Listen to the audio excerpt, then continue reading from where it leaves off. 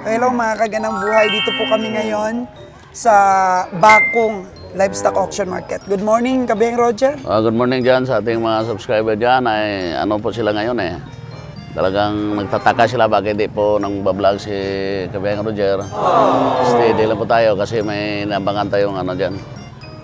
Mayroon tayong bablog rin naman. Siguro mga next week bablog tayo. So, nakikita ninyo sa likod namin, maraming mga kalabaw at mga baka mostly.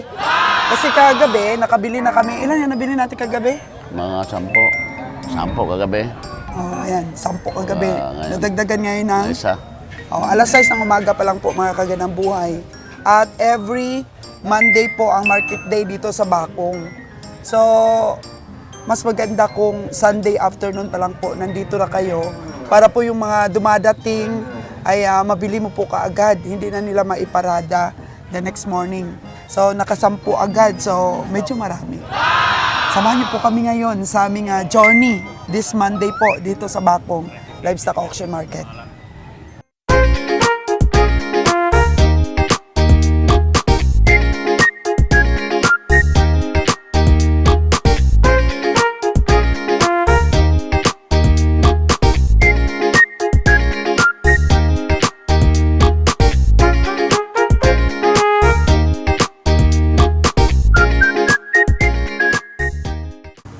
Pinag-iisipan po namin ni Kabeng Roger, mga kaganang buhay, na bumalik ulit sa pamimili ng baka. Kasi malulungkot po yung mga ahinti dito, puro kalabaw lang ang sinisipat namin ni Kabiyahe. So,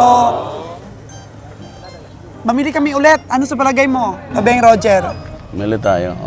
Base first week of December. First week of December. Mili tayo ng baka. Kasi season po yon, mga kaganang buhay. So pwede po na kahit wala kaming suki sa pagpapakatay ng baka, madali lang naman yan i-market. So i-display po natin yan doon sa Padre Garcia. So pwede po kami mag-antog-antog din kagaya nila. Actually, ang negosyo naman step by step, Kabeng Roger eh. So napapag-aralan, meron na tayong na rent doon sa Batangas na lupa. So pwede nating ilagay doon ang ating mga litsunin. So para po sa mga naglilitson dyan, bibili po tayo ng litsunin, mga kaganang buhay, para puntahan nyo na lang po kami. Doon po yung sugahan naming bago, doon malapit lang po sa Padre Garcia. Mga ilang minutes lang yon papunta ng Padre Garcia? 10 minutes siguro. 10 to 15. 10 to 15. So, ayan po mga kaganang buhay, magkakasama-sama po tayo doon. Minsan si Kabeng Roger po doon ang magbibinta sa inyo. Minsan si kagandang buhay po ninyo, si Nalon, magpaparada po kami sa Padre Garcia. Para naman po yung mga nagtitinda dito ng baka ay makabili rin po kami. Kasi syempre pag nakita nila kami, ay hindi bumibili ng baka yan, kalabaw lang binibili. So, next month po, bibili na kami ng baka at ano natin? Ayan o, nakikinig sila. Tawaran natin mga kagandang buhay para kahit papano, may benta rin natin. Makapamasahe lang po, makatubo lang po ng konti at makabalik-balik po kami dito. Masaya po yung mga ahinti natin. No? Ayan. Sobrang dami po ng baka nila. Kaso lang po, walang buyer po sa ngayon. Konti lang ang buyer. So matutulungan natin ang ating mga ahinti, ating mga farmers dito kung babalik po tayo sa pagbabaka natin. So, at the first place naman, Kabeng Roger, dati namili ka ng kalabaw, hindi ka rin marunong mag-estimate eh.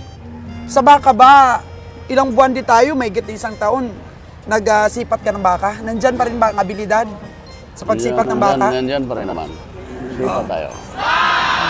Ayan po mga kaganang buhay, ang dami ng journey ang na-experience namin dito sa pagla-livestock. At ito po ay ipagpatuloy natin. Para naman po, para sa iba doon na gusto ring mag-negosyo ng antog-antog. Alam nyo ba yung antog-antog? Yung bibilin lang at ibebenta rin ng buhay. Kasi napakahirap po pagpakatay. Napakatangad ng buhay. Marami pa pong expenses sa pagpapakatay. Pag Batangas lang, makakatipid. Pero okay naman katay. Kondisyon talaga natin bago katayan. Kondisyon natin sa Batangas. Ayan, ayan na yung... Unti-unti lang natin nadalhin sa katayan para hindi masyadong presyo. Yun na po, nag-rent kami ni Kabeng Roger para po makondisyon yung mga kalabaw at mga baka natin. Kasi pag kinatay agad na galing sa biyahe, talagang lose weight talaga dahil parang nawawala yung moist ng karne. Parang kung sa tao pa, dehydrated.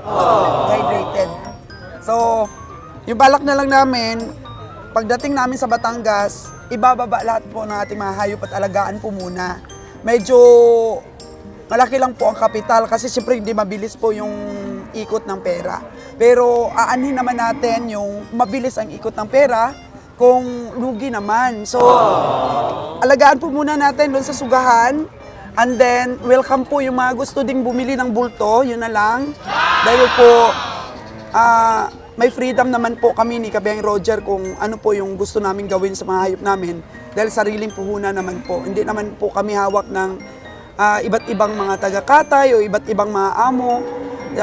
Para po sa inyo, mga kagandang buhay, lahat po dito i-document namin kung ano po yung mga diskarte namin dito sa paghahayop namin para po masundan din ang yapak namin. At balang araw po, maging proud din po kaming isa-isahin ang ating mga journey na at least umasinso ito. Hindi po ito bibitawan ni Kabeng Roger na negosyo para po makapagturo at maging mentor din. So, bibili ka pa? Depende kung mayroong magustuhan. Antabayanan po mga kagandang buhay ang aming mga vlogs dahil marami pa pong mapapanabik-nabik kakapanabik-nabik na mga series dito at makikita ninyo kami sa Padre Garcia at yun nga, baka po, bibili kami, bibenta po kami ng baka. Ikalabaw papakatay. Katay lahat yan, katay. Katay tayo. Ang kalabaw papakatay natin. Pero ang baka, pwede din po Katay mag-tune-in. Tsunin pwede. Tsunin tayo. Naparada natin doon. So lahat po pag-aaralan natin yan.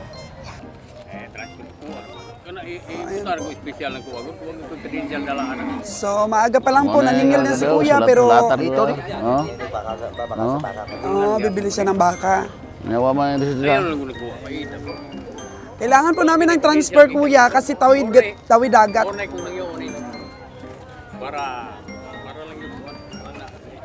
Natapos siya Tawid nagkarga. dagat. So i-transfer. Tawagan ta si Winbe. Ano yan, Lo? Na-transfer na? Wala pa iharap pangalan? Iharap ang pangalan? Dapat ipa-transfer, wag silang masanay sa ganun. Dapat bago natin bayaran, naka-transfer na. Oh.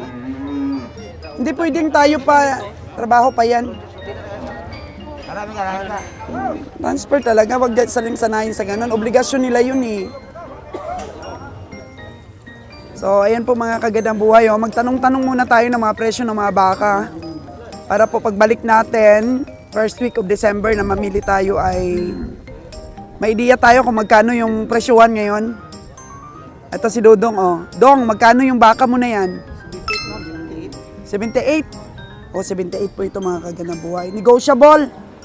May tawad pa. Meron pa. Ayun, oh. Malaki din ito mga kagandang buhay, oh. Brahman. Oh. 500 kapen? Napakilo mo na? Wala pa? Oh, live weight yon? Live weight, 500 plus kilos. Ayan. 78. Pero, ang presyo po dito ha, mga kagandang buhay ay talagang malalim po pa po yung mga tawad dyan. Oh, ito po yung sikat ngayon dito, oh. Oh. Oh.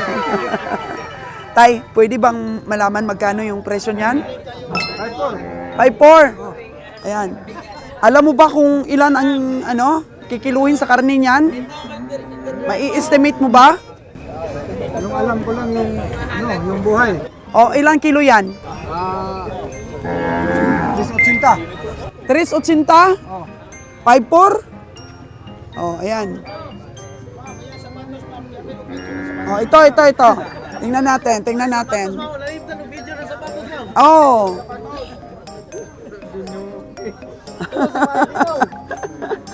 Pili-pili po tayo ng malalaki mga kagandang buhay ha.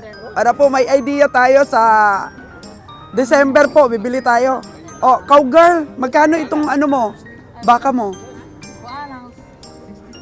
62? Oh, 62,000 po ito, mga kagandang buhay. Oh. Mga ilang kilo po ito sa buhay, alam mo ba? 300 kapin. 400 kapin daw. Oh. Ayan. Ayan natin, para sisipat tayo ulit ng baka. Abaya sa December. Oh. Ito, magkano naman? 6,1? May bawas pa di ay na? May bawas pa, gabay. Oh, may bawas pa. May bawas pa daw, gamay lang. Oh. Sa ating mga tagapanood dyan, medyo dito po sa stockyard, pag namili tayo, sipat pa rin po natin ang sundin natin. Pabalik na si Kabeng Roger dito. Sa pagbili ng mga baka. Hindi lang kalabaw po ang sisipatin. Para po masaya ang mga ahinti dito, mabibili rin ang kanilang mga baka na dinadala dito sa Bakong. So ngayon pong Lunes, walang masyadong kuprador ngayon? Wala masyadong kuprador? Oo. Magkano po yung baka mo? 5,500 po ito. Ayan o, mga kagandang buhay, 5,500. Pag ganito po kasing walang masyadong komprador, nakangiti agad. Medyo maganda po ang tawaran pag ganyan. Magkano naman po yung sa inyo? Mura lang to, madam. Magkano? Ang mura? 5,400. 5,400 din. Ito yung sa kanya, ilahin mo para makita yung beauty ng ano mo. Ito. Matangkad siya. Mahaba daw ang katawan. Ito, malaki. Magkano kaya ito? Hindi alam ni Dudong. Maganda po talaga ang mga baka dito sa Bakong, Yan, parang Padre Garcia din. Marami pong may lahi din dito, gawa ng binibigyan po talaga ng Department of Agriculture ng mga lahi. Oh. Yun. Ito na yung mga nabili na mga baka at kalabaw.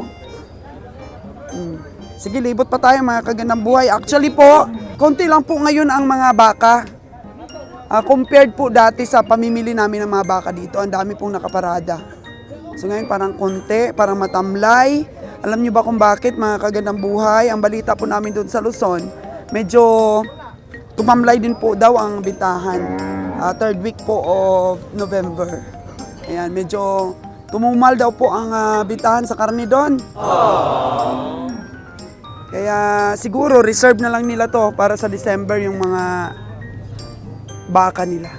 Ito, laki Magkano yan?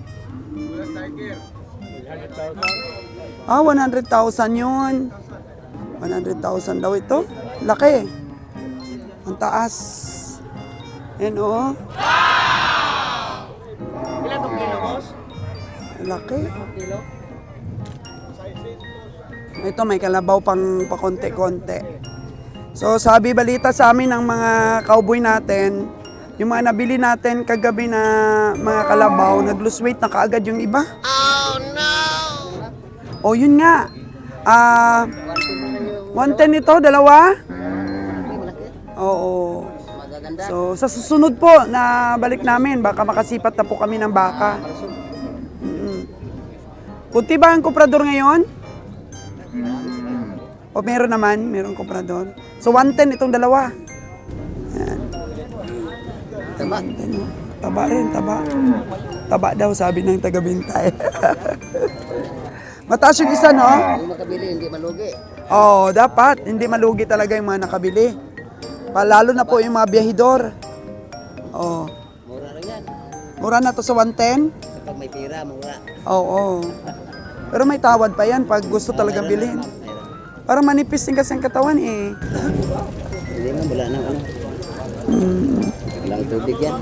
Walang tubig, no? Hindi na. Lahat naman kasi ng mga ahinti sinasabi walang tubig Wala namang nagsasabi paano mabibili yung baka at kalabaw mo pag sinabi mo, oy may tubig sa tiyan yan.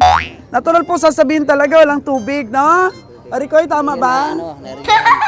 Naringgahan. So, yun. Dapat sabihin hindi naringgahan.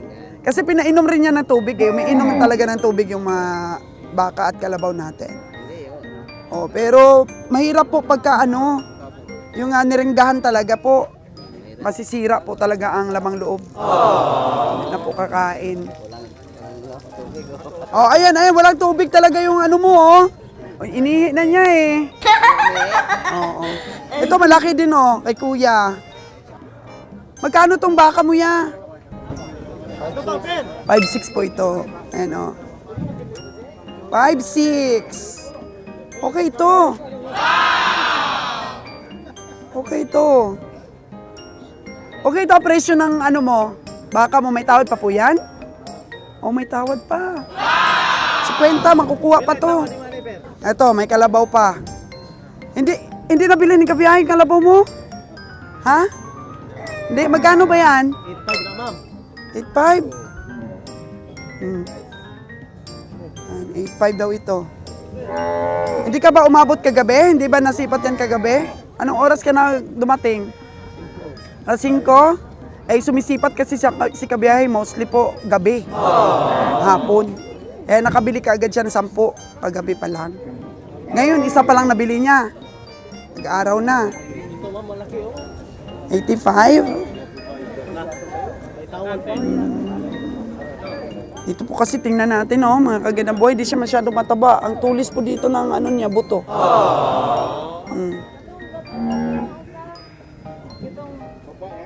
Siguro, natingnan niya yan kanina? O, natingnan niya kasi tingnan niya talaga yan pag may panaba yung kalabaw eh. Oo. Ito po, mga kagandang buhay, makakapuno ka po talaga ng truck dito. Ang dami pa. Wala pang masyadong bumibili. Tay, magkano yung sa'yo, Tay? 30 kapin. Parang Padre Garcia. Mataas po sa 30, dagdag po sa 30, mababa po sa 30, ganyan po eh. Yung eksakto, Tay. Yung eksakto. 5'6". Oh. Ikaw ha, baka maraming pumunta dito dahil mura yung baka mo. 5'6" daw po ito. Ka talaga tayo. Pakwela si tatay eh, pakwela eh. Mamaya bili ng ano yan, 30 kapin. Oh, no! Diba? Oh, kuya, sa'yo, magkano naman? Ha? 5'8". Oh, 5'8" daw po ito. So, under negotiation pa talaga ha, yung mga presyo dito. Diba may tawad pa tayo, no? Oh. Si Boss Kiloy lang yata bumibili ngayon eh. Baka. O malalaki lang pinipili. O malaki lang pinipili ni Boss Kiloy. So pagka konti lang po namimili talaga, makakatawad at makakapamili ka. Yung iba naman, pag hindi na presyohan yung mga baka nila, hinihintay na lang, December na lang daw. Ito siguro, tagal na nila nitong hanap buhay, oh. Oh, ito, oh, malaki. Ito mga maganda. Malaki, oh. Oh, lalaki pa. May lahi. Dong, magkano man na, Dong? Kano ko no, Bart? 9.5? Oh, 9.5. Kaganda buhay, 9.5 po ito. Oh. Pero si Kabiyahe kasi, mas gusto niya mga kalabaw compared sa baka. Parang gusto niya mag-stick talaga sa kalabaw. Mas mabili kasi sa Luzon po yung kalabaw eh. Uy, ang ganda! Ang ganda, may lahi oh. Ang ganda. Pila ni, pila? Pila? 8.6 po. Oh. Walang mga sungay ito. Takot yata sa akin. Binibidyo ko siya eh. Oh no!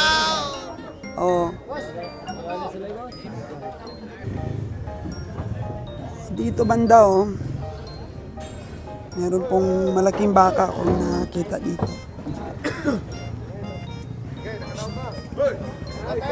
Uy, malaki! Malaking baka. Magkano to? 130, madam. 130,000 para dito sa malaking baka. Baka. Oh, may lahi, no? Kanino yan? Ito kay Dudong. Oh. dong. Dong, 130,000 gig. Mga ilang kilo sa buhay yan, dong? 760. Pero kung karnihin ito, mga ilang kilo? 400 plus kilos. 130,000. Mga ilang taon na kaya to? 15 years? Naging materialis mo na siya bago ibenta? Oo. Marami ng lahi. Marami nang nalahian niya. So ngayon, tapos na yung ano niya. Tapos na yung kaligayahan dito Oo. sa mundo. Tapos na. Bibenta na talaga siya. Sana ako. Malaki na sigurong, ano no, naibintang mga similya dito. Laki na nakita na may-ari. Malaki na. Okay na. 15 years old. Ano pa? Mas malaki pa sa halin. Oh, mas malaki pa sa benta sa kanya. For 15 years ba naman? May pangalan ba to? Oh, Juan. Juan? Si Juan ang pangalan? Oh, si Juan ang pangalan nito. 15 years. Huwag kang iyak, Juan. Oh. Kasi punta ka na sa ibang bansa. Oh, umiiyak no? Iyak siya kasi wala na siyang kaligayahan doon sa kabilang ano. Kabilang buhay. O, kakainin na siya. For 15 years. Bye-bye, Juan. Bye, Juan. Oh. Ganda ni Juan. Ayok talaga malaki. Laki talaga. 15 years old. Pero lalaki to, di ba? Lalaki. Lalaki. Lalaki si Juan. Bakit Juan? Kala ko tuloy babae. Ano siya? Ano siya? Born siya na June 24, yung San Juan. Pangalanan namin Juan para maiba yung... Okay. June 24 pala siya pinanganak. Kaya Joan. Juan. Juan. Oh. Ikaw talaga. Ano? Sama sa paninig. Oo, kaya Joan. Aba, Joan. Hindi pala Joan. Joan. Oo. Umiyak siya, mga kagandang buhay. Alam na daw niya na wala na daw siyang kaligayahan. Pakwela din itong may-ari na to, ha. So, meron ng kapalit yan doon? Wala pa ma. Ganap pa kami ng ano. Kasi iba to. Pag makita to ng babae, taklas agad. Oy, talagang ano yan, magaling. Magaling to. Oo, doon sa Padre Garcia, marami pong materialis doon. Oo, medyo may kamahalan nga lang. Saan ba galing yan? Dati. Sa Darwin lang. Dawin sa, siguro sa Department of Agriculture din, no? Breed.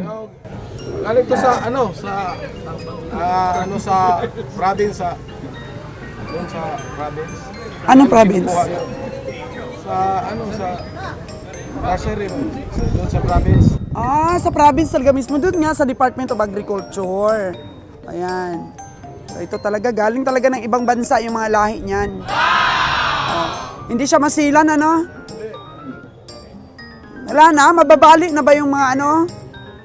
Ayun na lang bumili na para Hindi fertile na siya, hindi na fertile. hindi na. Hindi na. 15 years na kasi. Wala, hindi pa kami bumibili ng baka, kaya nga nagtatanong-tanong ako ulit kung magkano yung mga presyo ng mga baka para sunod, makabili kami ulit. Oo, kasi nakita ko parang dami pa, oh. Matamlay po yung mga itsura ng ating mga ahente pag walang maraming mamimili. Di ba? Mas maganda yung maraming komprador. Ito mga kagandang buhay, malaki din, oh. Tanong-tanong ako para ma-compare ko yung presyo doon mismo sa Padre Garcia, eh. Yan. Nabili na yata. Boss, nabili mo na? 8.5. 8.5. Magkano kanina ang presyo niya, boss? Magkano mo natawaran? 8.5 nga. Oo nga, pero kanina, magkano ang presyo niya? 90. 95. So, 8.5 po nakuha ni boss. Ayan. Marami ka nang nabili, boss? Ayun pa lang. 10 pa lang daw ang nabili ni Bossing. Ito pa, oh. Papasipat mo kay boss. Magkano presyo mo? 165 per kilo. Per kilo. Per kilo niya po binibenta. 165 po per kilo, live weight. Payag naman po kaya si boss? Si boss nandito ang nangungumpra. Boss, ito! 165 per kilo daw. Wala daw pera si boss. Oh, no! daw pera. Good morning po. O, ayan. Nagbebenta rin pala sila dito ng per kilo. O yun, parang walang inom yun na tubig, mga kagandang buhay. Marami nga nagsasabi sa amin kung saan daw pwede kami bumili ng mas mura, mas mahal daw dito sa Negros. Pero ito po kasi ang base namin, mga kagandang buhay. Para matulungan po dito yung mga taga Negros ni mga farmers. Taga Negros po kasi si Kabeng Roger eh. Pero sige, mag-tour din po kami ni Kabeng Roger. Balak din po namin yan. Na mag-tour din po kami sa iba't ibang mga stockyard po. Na pwede nating dalhin sa Luzon. Mga kagandang buhay. Ayan. Si Nalon. Nalon, ano? Bili na tayong baka sunod. Pang-litso, no? Para December na.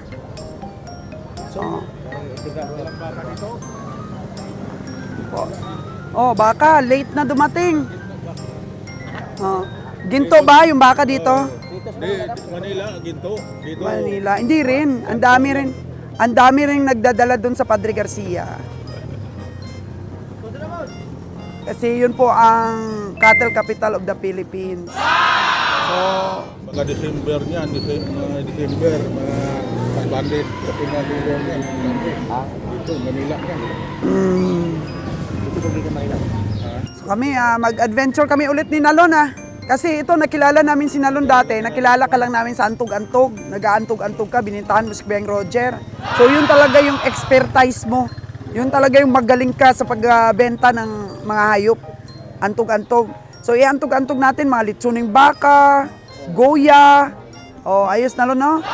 Ayun na, abangan nyo po kami, mga subscriber namin dyan sa Padre Garcia. Mag-antog-antog po kami ng mga litsunin, mga goya dyan. Litsunin din ba ang goya, di ba? Oo, tapos mga baka po. Kasi wala po kaming suki na taga-katay ng baka. Pwedeng doon na lang natin ibenta.